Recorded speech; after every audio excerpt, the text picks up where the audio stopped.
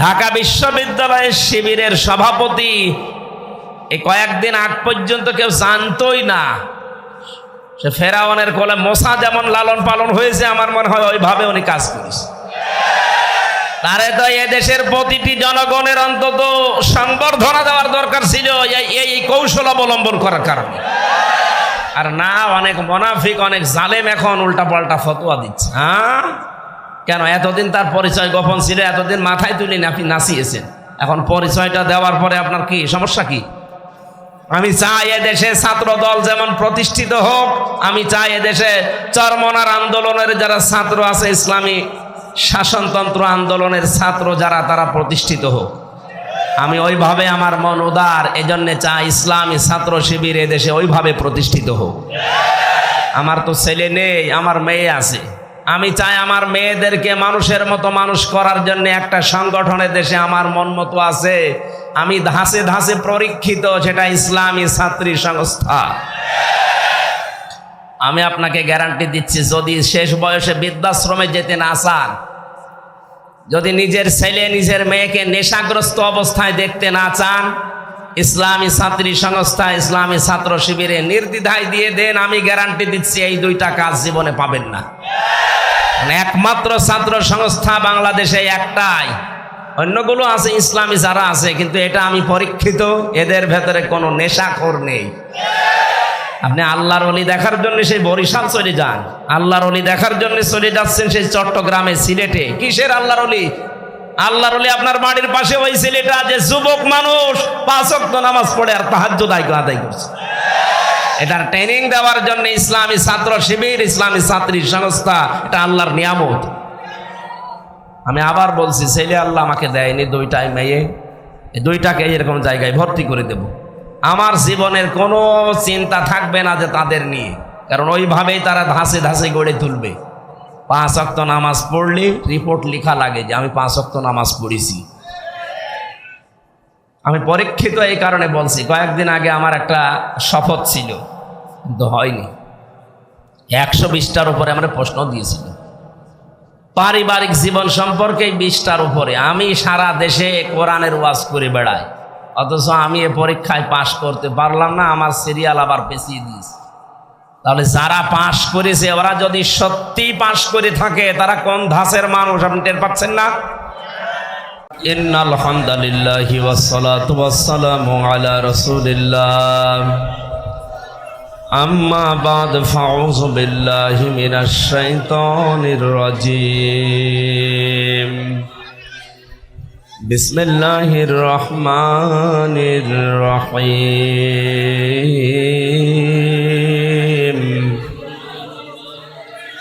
তাবারাকাল্লাযী বিয়াদিহিল মুলকু ওয়া হুয়া আলা কুল্লি শাইইন কাদির।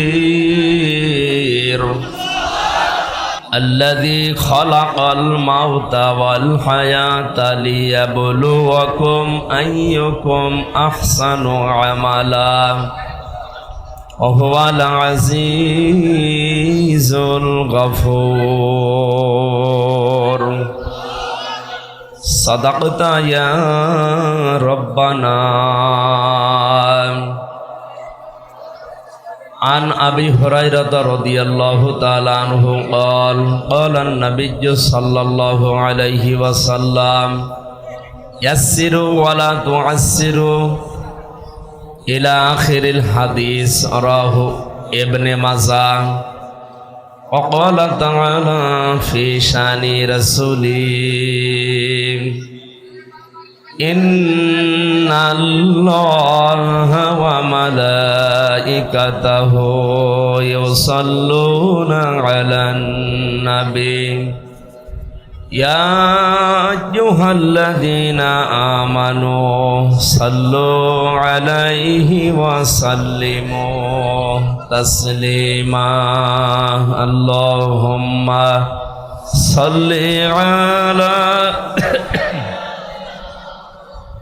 مولانا محمد وعلى آل سيدنا مولانا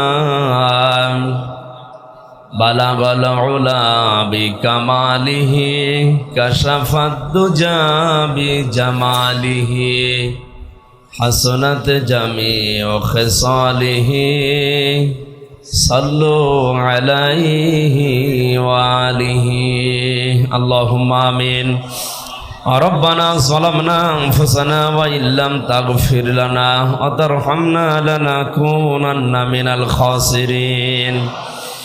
এ বিশাল আসমানের মালিক, বিস্তীর্ণ জমিনের মালিক, এ বিশাল সৃষ্টির তুলনায় আমাদের এই হাত দুইটা বড় ছোট্ট। তোমার মুখের পবিত্র বাণী কোরআনে কারীম শোনার জন্যে আল্লাহ তাআলা এই প্রতিকূল পরিবেশেও বাড়ি ঘর ছেড়ে দিয়ে এই খোলা ময়দানে আমরা দাঁড়িয়ে বসে আছি। মেহেরবানি করে এটা নাজাতের ওসিলা বানিয়ে দাও। এ মাহফিলের আয়োজন যারা করেছে, কষ্ট করে যারা এসেছে, কিয়ামতে যখন বিচার হবে এটা আমাদের নাজাতের মাধ্যম বানিয়ে দিও আল্লাহ। या रब करम तो अगर करे ओ बात जुबा को जो दिल पर असर करे। रब्बना तक़ब्बल मिन्ना इन्नका अंतस समीउल अलीम व तुब अलैना इन्नका अंतत तव्वाबुर रहीम। सुब्हान रब्बिका रब्बिल इज्जति अम्मा यसिफून व सलामुन अलल मुरसलीन अल्हम्दुलिल्लाहि रब्बिल आलामीन। মুআজ্জাজ মুহতারাম সম্মানিত সভাপতি, মাহফিলের প্রধান অতিথি, নীলসাগর গ্রুপের মহাপরিচালক জনাব আলহাজ আবু সালেহ সোহেল রানা। আমার ছোটবেলায় নাম ছিল সোহেল রানা, নামটা পাল্টিয়ে আমার মাদ্রাসার অধ্যক্ষ আমির হামজা দিয়েছিলেন 2007 সালে। ছোটবেলার বন্ধু আমার নাকি? হ্যাঁ, হায়াতে তাজ্জিবা সিহাতে কল্লিয়া কামনা করছি, আল্লাহ যেন দান করেন। মাহফিলের যিনি সভাপতিত্বের দায়িত্বে আছেন 7 নম্বর কচুকাটা ইউনিয়ন পরিষদের সম্মানিত চেয়ারম্যান, এখনো আছে আমার আরাফাতের ভাই আলহাজ আব্দুর রউফ চৌধুরী, সহ সভাপতি জনাব আবু তাহির আলী।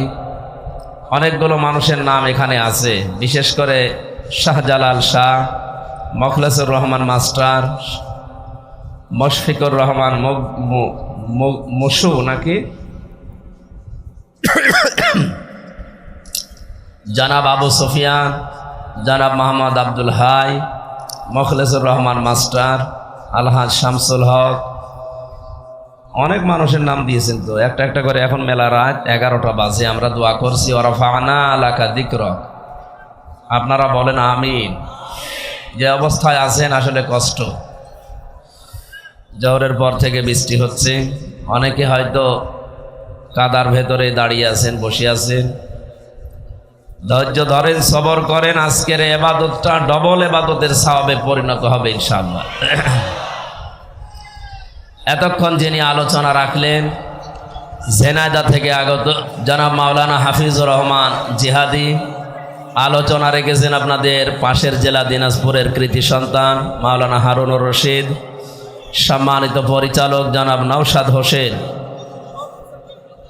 এ মাহফিলে আগত বরেণ্য সদস্যবৃন্দ, মঞ্চে বসা সম্মানিত ব্যক্তিবর্গ, সামনে বসা মুসলমান ভাইরা, পর্দার আড়ালের সম্মানিতা মা এবং বোনেরা, প্রশাসনের ভাইরা,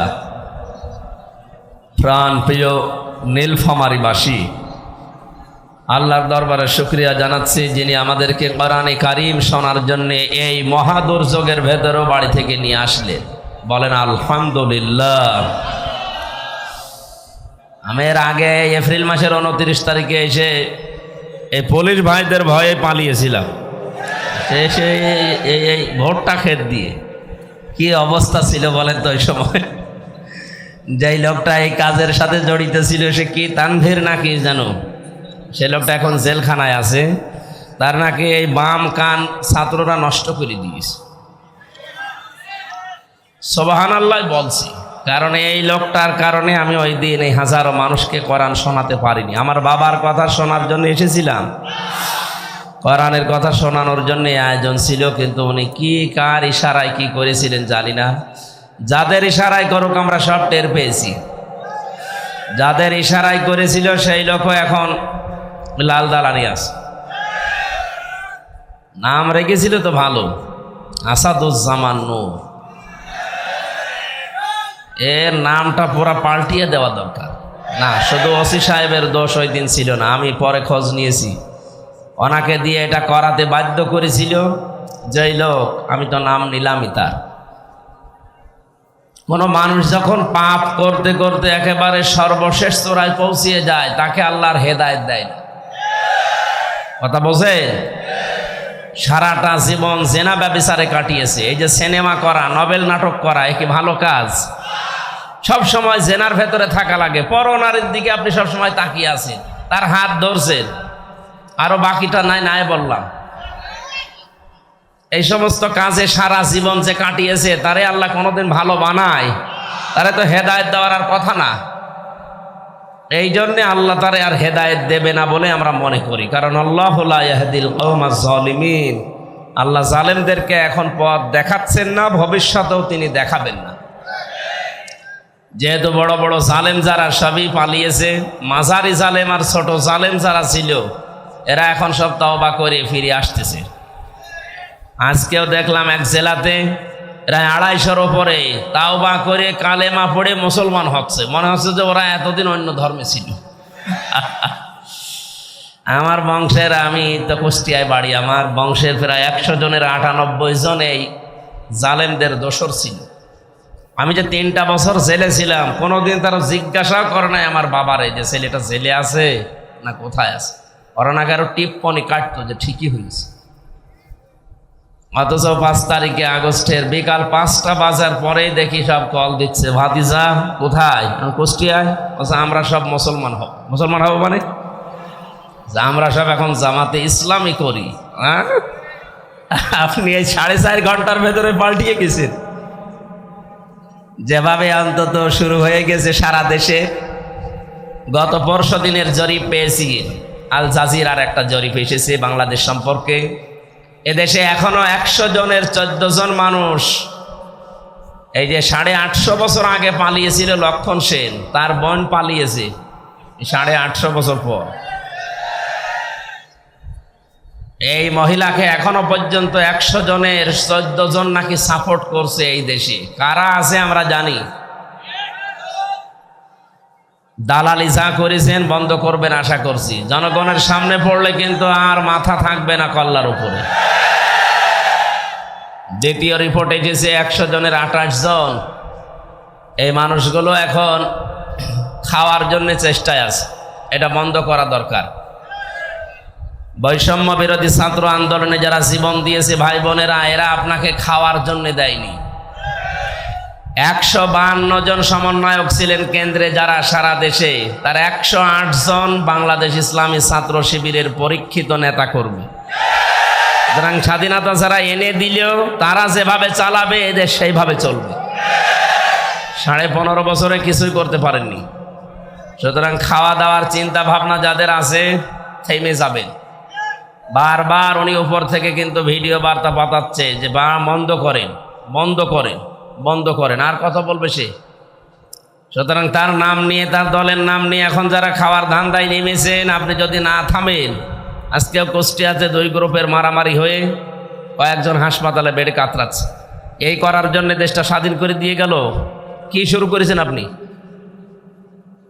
আপনি অত্যাচারিত হয়েছিলেন, জুলুমের শিকার হয়েছেন, আমরা জানি। আপনার চাইতে কি আর অত্যাচারিত মানুষ দেশে নেই? সবচাইতে বেশি অত্যাচার যারা সহ্য করেছে এই 15.5 বছর, কই তারা তো কারো দোকানপাট লুট করে না, কারো বাড়িতে আঘাত করে না, তারা মন্দির পাহারা দিচ্ছে। সারা দেশে আন্দাজে উল্টা পাল্টা ছড়িয়ে সারা 15 বছরে এদের নামে যা ফতোয়াবাজি করেছেন পুরাটা আল্লাহ উল্টিয়ে দিয়েছে। এতদিন এদের নাম দিত মানুষ জঙ্গি, অথচ বাস্তবতা এখন দেখছি এরাই জনগণের সঙ্গী। এই জন্য 100 জনের 58 জন মানুষ এখন ইসলাম চাচ্ছে এই দেশের রাষ্ট্রে। রাষ্ট্রীয় ব্যবস্থায় যদি ইসলাম যায় সবার কপাল খুলে যাবে। কোনো জায়গায় জুলুমের শিকার হওয়া লাগবে না ইনশাআল্লাহ। এই গ্যারান্টি কোরআন দিয়েছে ১৫০০ বছর আগে, ফামান তাবিআ হুদায়া ফালা খাউফুন আলাইহিম ওয়ালা হুম ইয়াহজানুন। এটা যদি দায়িত্বে নিয়ে যেতে পারেন, এ কোরআনকে অনুসরণ করে যদি ব্যক্তি থেকে শুরু করে আন্তর্জাতিক জীবন পর্যন্ত আমরা চালাতে পারি, কোনো ভয় থাকবে না। যারা ভয় দেখাতে চাচ্ছে তারাই ভয় পাবে ইনশাআল্লাহ, কোনো চিন্তা থাকবে না। কিসের ভয়, কিসের চিন্তা? মানুষ যে বিষয়গুলোতে ভয় পায়, এই ভয়গুলো আল্লাহ নিজের পক্ষ থেকে দূর করে দেবে। যেগুলো নিয়ে চিন্তা করে, আল্লাহ নিজে ওই চিন্তাগুলো থেকে দূর করে তাকে নিরাপত্তা দেবে। ফালিয়াবুদু রব্ব হাযাল বাইত আল্লাযী আত'আমাহুম মিন জু' ওয়া আমানাহুম মিন খাউফ। আমরা আমাদের রবের ইবাদত যদি মন মতো আরম্ভ করে দেই, যে সমস্ত ভয় আছে, ক্ষুধার ভয়, চিন্তা আছে, রাস্তায় বের হলে না জানি আবার খুন হয়ে যায় কিনা। চাচা এরশাদ বলেছিল না, ঘরে থাকলে খুন, বাইরে গেলে গুম। সে অবস্থা থাকবে না ইনশাআল্লাহ। আমরা শুধু এখন দেখতে চাই 100 জনের 58 জন যেহেতু চাচ্ছে দেশে ইসলাম আসুক, তাও 1 মাস এই 17-18 দিনের ব্যবধানে, বাকি কিছুদিন যেতে দেন। এদেশের 100 জনের 100 জন মানুষ চাইবে দেশে ইসলাম ছাড়া অন্য কিছু চলবে না ইনশাআল্লাহ। বাস্তবতা যারা আছে এখন দায়িত্বে, তাদের একটু সময় দেন, যৌক্তিক এবং সম্মানজনক সময় তাদেরকে দেন, তারা যেন একটু গুছিয়ে নিতে পারে। আজকে ডক্টর ইউনূসের বক্তব্য দেখেছেন আপনারা, উনি বলছে আমি কথা বলি কম, কাজ করি বেশি, আমার একটু সময় দেন, আমি গুছিয়ে নেই। সংস্কার আরম্ভ করেছি, আমি শেষ করে ছাড়বো ইনশাআল্লাহ। আমরাও এর সাথে সুর মিলাই। 1628টা চেয়ার ছিল এই দেশে, তার ভেতরে আপনাদের এই ওসি তানভীরও ছিল। এই 1628টা চেয়ারে যারা ছিল তাদের প্রত্যেককেই যেন সংস্কার করা হয়, ওখান থেকে সব নামিয়ে দেন। নতুন যারা এই 15.5 বছরে বৈষম্যের শিকার ছিল তাদেরকে এই জায়গায় এনে রিপ্লেস করেন। এক কথা বলেন না কেন? এটা যতদিন না হবে, যেগুলো ছিল সবগুলো জালেমদের দোষ। শুধু নীলফামারী না, সারা দেশের অবস্থা একই। 100 জনের 65 জন প্রায় এই 1 মাস 17-18 দিনে পরিবর্তন হয়ে গেছে অলরেডি। সে যেভাবেই হোক, বাকি আর 35 জনের মতো আছে। এগুলো আমরা চাই খুব তাড়াতাড়ি উনি আমেরিকা থেকে ঘুরে আসলে যেন এগুলো পোড়াটা পাল্টিয়ে দেয়। তার জন্য যেই কয়দিন সময় লাগে, যেই কয় মাস সময় লাগে, আমরা দিতে রাজি আছি। আর সমন্বয়ক যারা 152 জন, তারা এটাই চাচ্ছে। এক কথা বলে না কেন? আর আপনি আমি থালা হাতে নেওয়ার জন্য তাড়াতাড়ি করছেন, মানে কি করবেন থালা নিয়ে? সংস্কার না করে আবার যদি নির্বাচন দেওয়া হয়, ও দিনের ভোট আবার রাতে হবে। এক লোক বিয়ে করে বাসর রাতে রেখে গেছে বউ, দাদি শাশুড়ি এসে বলছে, ওই নাতির বউ, আমি কিন্তু তোমার কাছে পুতি চাই। ঠিক আছে দাদি শাশুড়ি, আমি আপনার সময় চাই, একটু সময় দেন আমারে। উনি বের হওয়ার পরে শাশুড়ি এসে বলছে, কি গো বৌমা, কি করবা জানি না, আমার কিন্তু নাতি চাই। বউ বলছে, শাশুড়ি দোয়া করেন, আর একটু সময় দেন আমারে। ননদার দেবর এসে বলছে, ভাবি কি করবা জানি না, আমাদের ভাতিজা চাই। কি চাই? স্বামী এসে বলছে, ওই কি করো, আমার বেবি চাই। বউ মাথা তুলে বলছে, তোমরা কি সব পাগলের বংশ? আমি কেবল এসে বসলাম, এখনো কিছু হয়নি। এরপরে 10 মাস 10 দিন সময় তো দিবা। কেউ এসে বলো আমার ভাতিজা চাই, কেউ নাতি চাই, কেউ পতি চাই, এখন তুমি বলছো আমার বেবি চাই। আমার তো সময়ই দিলেন না, কেবল এসে বসলাম, এখনো কিছু হয়নি। আমি কি ওইগুলো সব ডাউনলোড করে নিয়ে আসবো? সময় দেবেন না? কেবল 15.5 বছরের জঞ্জাল দূর করায় 15.5 দিনে সম্ভব? সময় দেওয়া লাগবে না? তাই বলে আমরা বেশি সময় দিতে চাই না, যৌক্তিক একটা সময় দিতে চাই, সম্মানজনক সময়। তারা যেন এই লেবেল করে আমাদের হাতে দিয়ে ওনারা যেন বিদায় নেয়, নাকি? ইনশাল্লাহ তাই হচ্ছে এবং হবে বলে আমরা আশা করছি। যে মানুষগুলোর এখন এই 1 মাস 12-13 দিন 17 দিন পরে যাদের চুলকানি উঠছে, এই কিছু রাম আর বামরা, এরা ডাক দিয়ে বলছে, না এগুলোর পেছনে সব শিবিরের কাজ। হ্যাঁ, শিবিরেরই কাজ এটা। কারণ যুদ্ধ ক্ষেত্রে কৌশল অবলম্বন করা এটা নবীর সুন্নাত। এই কথা বলেন না কেন? বিশ্বনবী যেদিন মক্কা বিজয় করবেন ওই দিন তিনি কাবা শরীফ থেকে অদূরে একটা জায়গায় তাঁবু টাঙিয়েছিলেন। 10,000 সাহাবী তার সাথে, সবার হাতে তরবারি ছিল। নবীজি বললেন, না, এখানে কৌশল করা লাগবে, তোমরা এই রাতের বেলা এখানে তাঁবু টাঙাও, এই জায়গাতে তোমরা 3টা কাজ বেশি করবা, আর পরবর্তীতে তোমরা 3টা কাজ করবাই না। 1 নম্বরে কাজ করবা যেটা বেশি, পায়খানা বা টয়লেট, এটা বানাবা একেবারেই কম, কয়েকটা। যেটা রান্না করে চুলা বলে, রান্নাঘর বলে, এটা বানাবা মন মতো। 10,000 মানুষ, এক একজন 5টা করে 10টা করে বানাও। আর আমার শত্রু আবু সুফিয়ান, এর বাড়িতে যদি কেউ আশ্রয় নেয় দেখো, তাহলে তাকে কিচ্ছু বলবা না। 1,500 বছর আগের এই ঘটনা ইতিহাসে পড়ার পর আমার মনে হয় এই 1,500 বছর পর 2024 সালে এদেশে যাকে দেখলে আল্লাহর কথা মনে হয় সেই লোকটা বাস্তবে দেখিয়েছে। এই কথা বলছেন? আপনি তাকান, মিলে যাবে একেবারে খাপের খাপ। উনি অবলম্বন করেছিলেন কৌশল। ঢাকা বিশ্ববিদ্যালয়ের শিবিরের সভাপতি এই কয়েকদিন আগ পর্যন্ত কেউ জানতোই না। সে ফেরাউনের কোলে মোসা যেমন লালন পালন হয়েছে, আমার মনে হয় ওইভাবে উনি কাজ করেছে। তারে তো এদেশের প্রতিটি জনগণের অন্তত সংবর্ধনা দেওয়ার দরকার ছিল এই কৌশল অবলম্বন করার কারণে।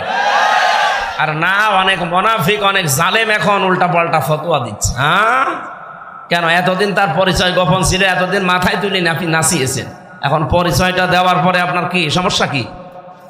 আমি চাই এদেশে ছাত্র দল যেমন প্রতিষ্ঠিত হোক, আমি চাই এদেশে চরমনার আন্দোলনের যারা ছাত্র আছে, ইসলামী শাসনতন্ত্র আন্দোলনের ছাত্র যারা, তারা প্রতিষ্ঠিত হোক।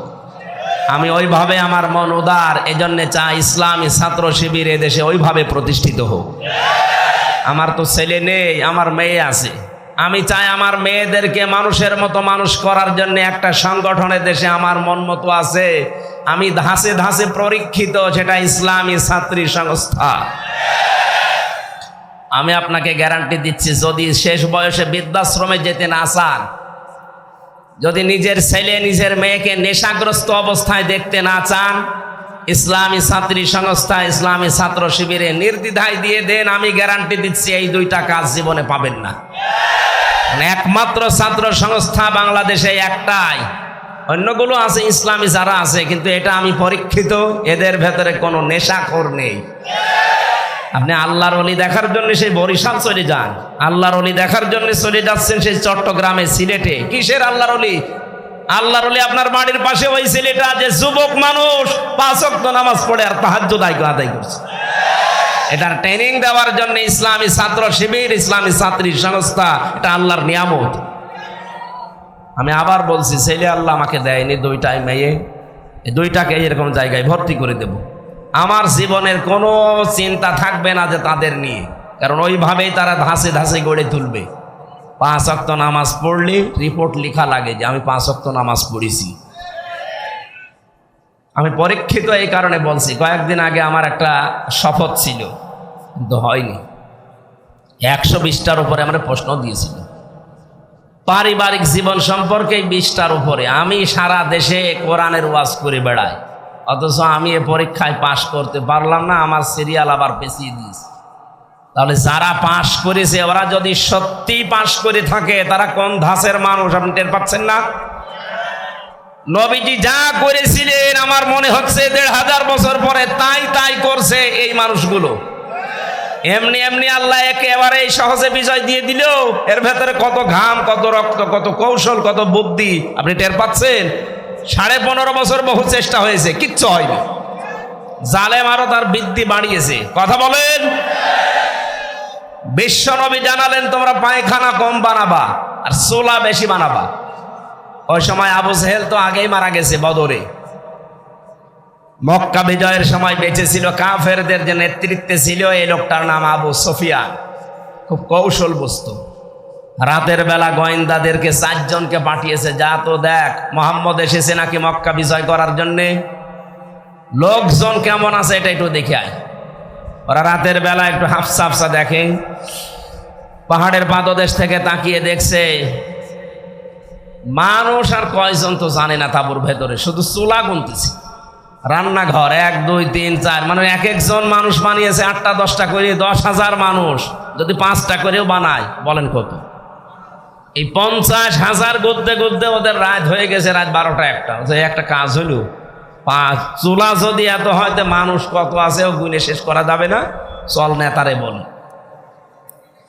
নেতারা এসে বলছে যে কি মানুষের পরিমাণ আমরা জানি না, তাঁবুর ভেতরে কত কি আছে, খালি চুলা গুলিছি। রান্নাঘর গণনা করতে করতে রাত প্রায় অর্ধেক হয়ে গেছে, আমরা চলে আসলাম। মানুষের হিসাব আমরা জানি না। ধমক দিয়ে বলছে পাঠালাম তোদের মানুষ গণনা করতে, তোরা চুলা গুনলি, তোদের দিয়ে হবে না। আরো নতুন 4 জনকে ভোরবেলার দিকে পাঠিয়েছে, যা এবার দেখ। নবী যে জানিয়েছিলেন পায়খানা কম বাড়াবা, আর এ রাতে যেহেতু এ কাজে সবার যাওয়া লাগে, প্রাকৃতিক প্রয়োজন, এক একটা পায়খানার সামনে দাঁড়িয়ে আছে 200 500 700 করে। ওরা গণনা করছে লাইন, 4-5 লাইন গণনার পরে চিন্তা করছে এ তো কয়েক হাজার হয়ে গেল, আর তাঁবুর ভেতরে যে কত আছে ও আল্লাহ জানে, দরকার নেই। যে বলছে কত মানুষ আছে গণনা করতে পারেনি, কিন্তু পায়খানার সামনে যে লাইন, 4-5 লাইন গোনার পরে আমাদের আর সহ্য হয়নি, চলে এসেছি। গণনা করতে পাঠালাম কি, আর তোরা গুনলি কি? তোদের দিয়ে হবে না, আমি নিজে একা যাবো। সকালবেলা গেছি, রোদ পড়ছে যখন, চিকচিক করে তরবারির উপরে 10,000 মানুষ দাঁড়িয়ে আছে সকালবেলা। হযরতে আব্বাস রাদিয়াল্লাহু তাআলা আনহু আসছিলেন এই দৃশ্য দেখার জন্য। পাহাড়ের পাদদেশে দাঁড়িয়ে আবু সুফিয়ান তাকিয়ে দৃশ্য দেখে হযরত আব্বাসকে দেখতে পেলেন। বললেন, আব্বাস, মনে হচ্ছে তোমার ভাইয়ের ছেলে ভাতিজা আজ বিশাল বাদশা হয়ে গেছে। তার মশান কি 10,000 তরবারি নিয়ে একা একা গিয়েছিল, অথচ আজকে এসেছে 10,000 মানুষ নিয়ে। হযরতে আব্বাস ওই দিন বলেছিলেন, আবু সুফিয়ান তোমার চোখ তোমাকে ধোকা দিচ্ছে, ভালো করে চোখ মলন করে আবার একটু তাকিয়ে দেখো, এর নাম বাদশাহী না, এর নাম নবুয়ত। নবুয়তের শান আছে, এই জন্য তুমি এখনো দাঁড়িয়ে আছো। নবুয়ত যদি না হতো তাহলে তোমার মতো কাফের এই জায়গায় কল্লা নিয়ে বডির উপরে দাঁড়িয়ে থাকতে পারতে না।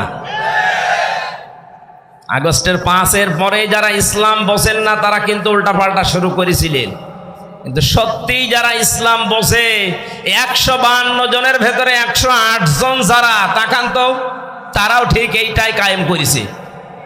তারা দেখিয়েছে, কিন্তু একটাকেও আঘাত করে না। শেষ পর্যন্ত একটা মুসলমান হয়ে গিয়েছিল। চিন্তা করেছেন কোথায়? শত্রুদের ঘরে আশ্রয় নিলে বলেছিলেন মাফ করে দিবা। এত বড় কঠোর এবং প্রকাশ্য শত্রু ছিল আবু সুফিয়ান। আমার তো মনে হচ্ছিল 5 তারিখের পর থেকে অন্য কিছু মনে হয় আমাদের দ্বারা হবে, কারণ আমার নিজেরও রাখছি 3টা বছর বিনা কারণ ওরা যা কষ্ট দিয়েছে আমাদের।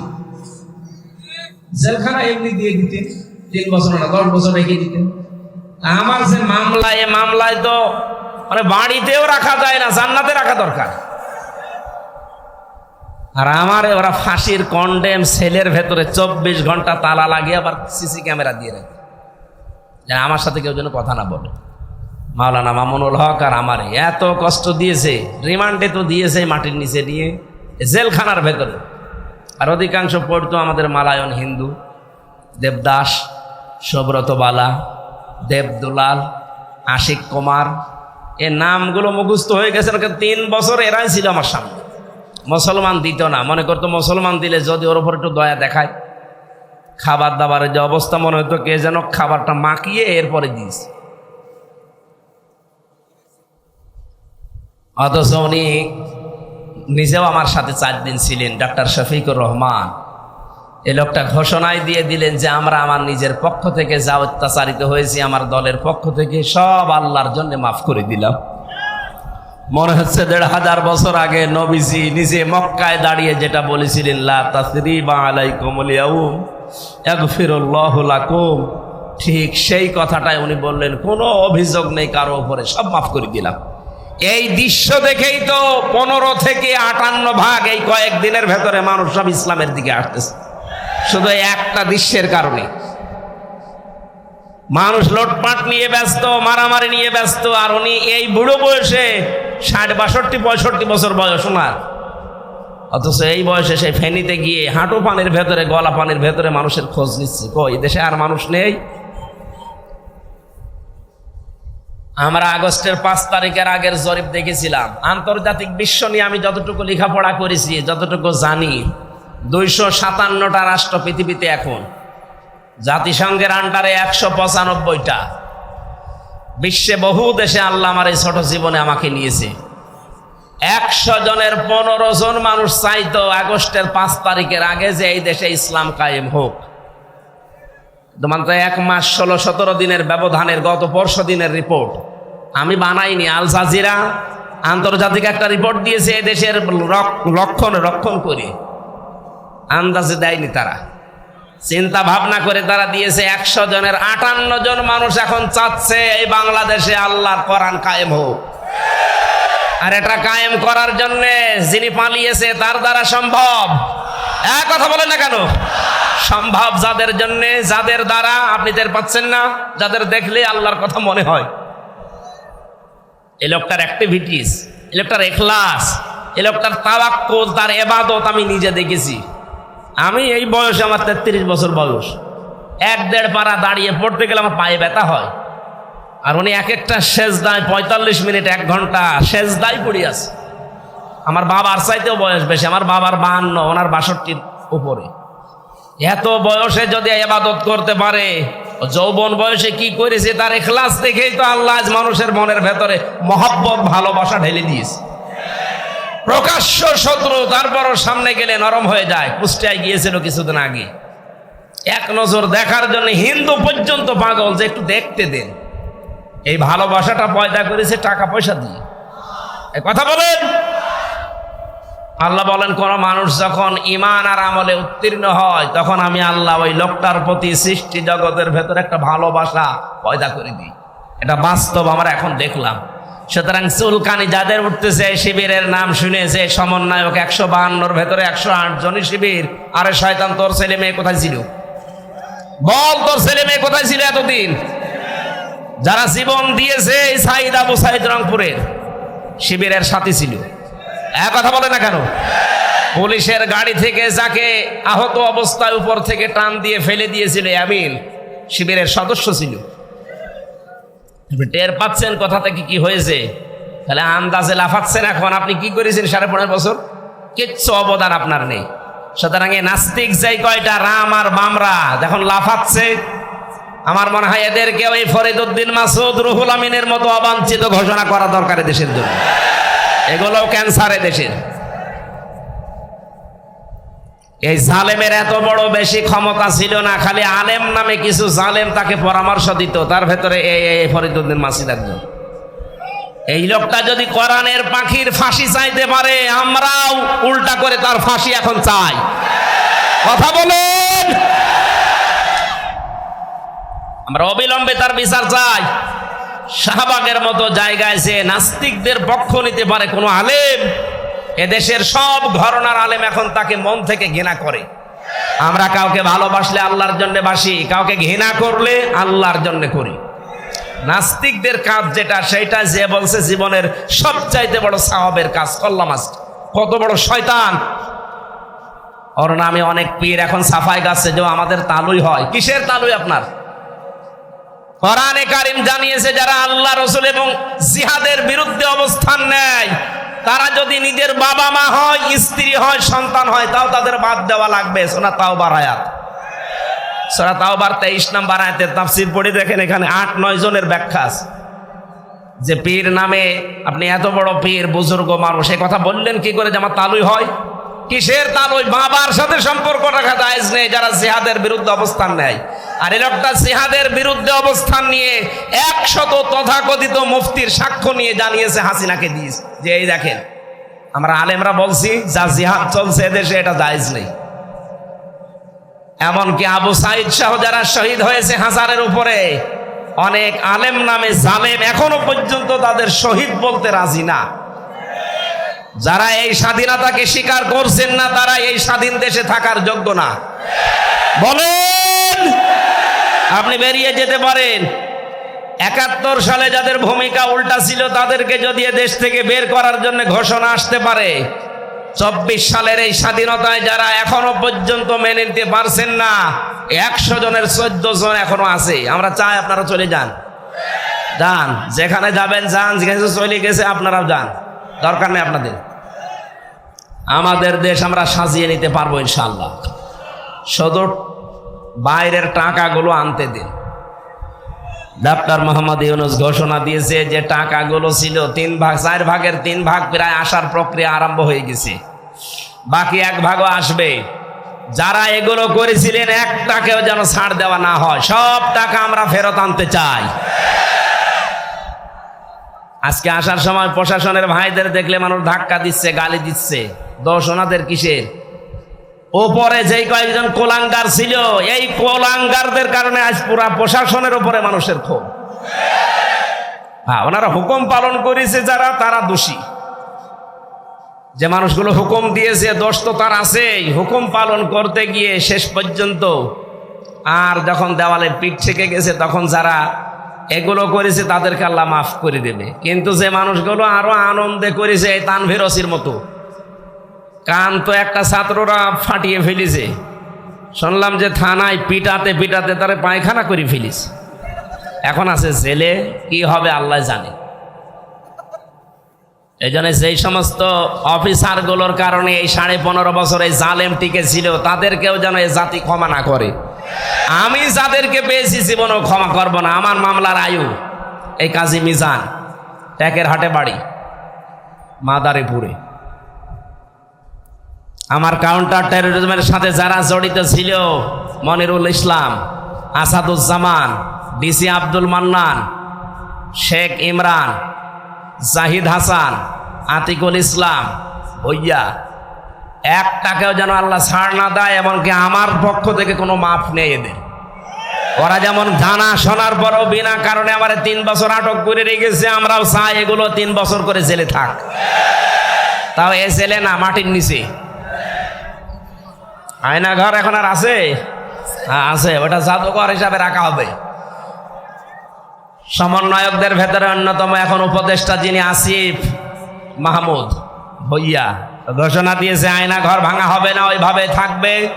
সারা বিশ্ব থেকে মানুষ যারা পর্যটক আসবে তারা যেন জানে যে এই দেশে একজন জালেম আছিল। ও যে জালেম, কারো বলতে কোনো দ্বিধা আছে?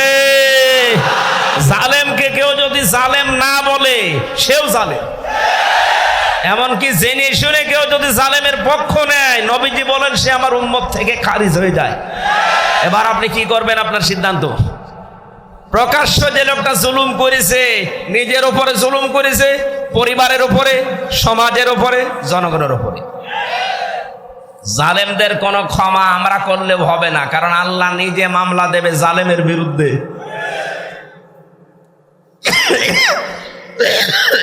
কথাটা খুব ভয়ঙ্কর কথা, আল্লাহ নিজে মামলা দেবে। আপনি টের পাচ্ছেন? আমার তো এই আয়াত পড়ার পরে, সূরা শুরার 42 নম্বর আয়াত, এই আয়াত পড়ার পরে আমার শরীর শিউরে ওঠে যে এদেশের 1628টা চেয়ারে যারা ছিল সবগুলো জালেম, একটাকেও আমি ভালো পাইনি। আমি বহু জায়গায় গিয়েছি, প্রত্যেকটাই জালেম ছিল। আরে প্রত্যেকটাই আল্লাহর মামলার আসামি। বলেন কেন?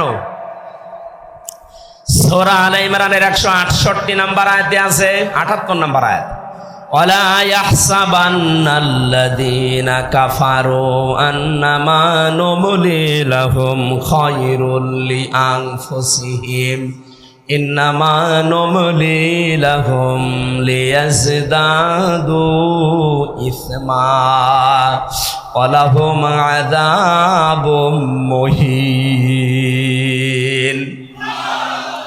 আল্লাহ পাক বলেন, হে নবী, কাফেররা ধারণা করে, মনে করে, এই চিন্তা ভাবনা করে যে ক্ষমতা আল্লাহ তাদেরকে দিয়েছে, ক্ষমতায় বসিয়ে রেখেছে মনে হয় ভালোবেসে। অথচ না, তাদের এই ক্ষমতা দিয়ে যে জুলুম অত্যাচার গুলো হয়, আমার আল্লাহ বলেন আমি তাদের পাপ পরিপূর্ণ হয়ে যাক এইটা চাই, আর হয়েছেও তা। 15.5 বছরে পাপ একেবারে খাপের খাপ মিলে গেছে, আর জায়গা নেই। তখন আল্লাহ পাক বলেন লাহুম আযাবুম মুহিন, আমার শাস্তি তখন ভয়ঙ্কর অবস্থায়, অপমানিত অবস্থায় তাদেরকে পাকড়াও করেছে। 850 বছর আগে পালিয়েছিল লক্ষণ সেন, এত বছরের ভেতরে পৃথিবীতে কেউ পালায়নি, এইটা বাদ দিয়ে। কথা বলেন না কেন? এজন্য বাস্তবতা এইটা। আল্লাহ পাক দেখেছেন যে পাপ আর জায়গা নেই পূর্ণ হওয়ার, পরিপূর্ণ হয়ে গেছে, তখন আল্লাহ ধরেছে একেবারে ধরার মতো। যারেই ধরে তারে এত অপমান করে, পৃথিবীতে এত অপমান কেউ হয়নি। আপনারা বলেন ওরা যারা ফাঁসি দিয়েছে, হ্যাঁ ফাঁসি যারা দিয়েছে, যে মানুষগুলো ফাঁসি হয়েছে প্রত্যেকেই বীরের মতো জীবন দিয়ে গেছে। আমাকে যে কারারক্ষী পাহারা দিত তার ভেতরে একজন আমি মুসলমান পেয়েছিলাম, কুতুবউদ্দিন, রাজবাড়িতে বাড়ি। বের হওয়ার কিছুদিন আগে আমারে বলছে, হামজা ভাই আমি ওই সময় পাহারায় ছিলাম শহীদ মীর কাশেম আলীর। ওনাকে যেদিন ফাঁসি দেওয়া হবে সকাল রাত 10:01 সন্ধ্যার সময় আমার ডিউটি শুরু হওয়ার পরে বললাম, স্যার আপনারা 3 ঘন্টা পরে ফাঁসি, আপনি প্রস্তুতি নেন। উনি আমারে বলছে, কারারক্ষী ভাই 3 ঘন্টা তো অনেক সময়, আপনি 2 ঘন্টা ঘুমালাম, আপনি আমারে ডাক দিয়ে 1 ঘন্টা আগে। আপনি আল্লাহর ওলি খুঁজে পান না? মাওলানা মামুনুল হক জেলখানায় আমার পাশের রুমে 3টা বছর মাঝে মাঝে এই কথা আমাকে জানাতো, হামজা ভাই এতদিন পর্যন্ত উল্টা পাল্টা ধারণা আমিও করেছি, এখন বাস্তবতা এসে দেখছি এদেশের সবচাইতে আল্লাহওয়ালা এবং ইমানদার মানুষ যাদের ফাঁসি দেওয়া হয়েছে জামাতের, তাদের যে ইমান কোন পর্যায়েরটা মাপার ক্ষমতা আমারও নেই। আমিও মানুষ হিসাবে মাঝে মাঝে ধৈর্যহারা হয়ে যায়। কিন্তু কি শোনালো কারারক্ষী, 3 ঘন্টা পরে যার ফাঁসি সে লোকটা বলছে আমি 2 ঘন্টা ঘুমালাম, আপনি আমারে ডাক দিয়েন। তার ঘুম আসে কি করে? আমরা ঘুমের বড়ি খেয়ে আমার ঘুম আসতো না, তাও তো আমার কোনো চিন্তা নেই। আর তার নিজের ছেলে ব্যারিস্টার আরমান গুম হয়ে আছে 8 বছর। তার স্ত্রী ওই সময় অসুস্থ, তার দলীয় লোকগুলো সব পালিয়ে পালিয়ে বেড়াচ্ছে, কেউ জেলখানায় ভর্তি আছে।